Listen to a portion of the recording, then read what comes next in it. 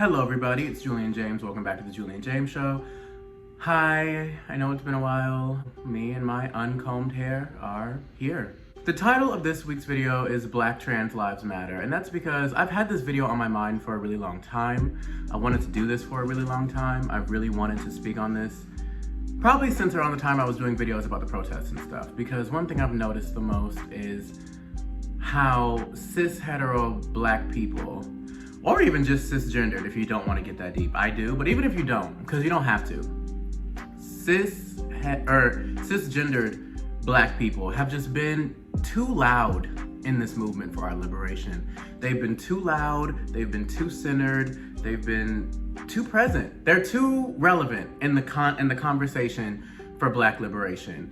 Black men have been designated the gatekeepers of black liberation for reasons far beyond me.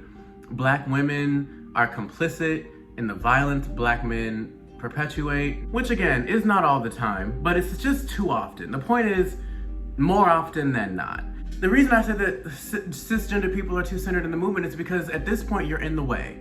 At this point, cisgender black people are standing in the way of black liberation. I live in Atlanta, Georgia, and a big thing that, you know, the joke about Atlanta all the time is, oh, everything in Atlanta's gay, gay this, gay that. You can go to Atlanta, be whatever you want to be. Oh, if your man going to Atlanta, he doing, you know, and it's a joke, but it's really not funny because I grew up in Atlanta and I grew up in real Atlanta. I'm not from the suburbs. I'm not from Lithonia. I'm from Atlanta, okay? I'm from the city of Atlanta. And though I don't take offense to it, it's just like the sense of community amongst us is unbridled. It doesn't exist anywhere else. There is no, it's the most unrelatable. Being gay and black in Atlanta, Georgia, there is nowhere else you can live in the world where you'll experience the sense of community that you will here. It just doesn't exist. You will never live anywhere else as a gay black man or just as a black man on the LGBT spectrum who doesn't necessarily identify as cisgender. That doesn't exist. And growing up here and meeting people here and seeing a lot of y'all come here and act like y'all from here and move here or whatever, the sisterhood is so strong. And you know, it's like we take it for granted, but also we have such a deep appreciation that we, you know what I'm saying? Like when you really do, when something is just so your life and you do appreciate it.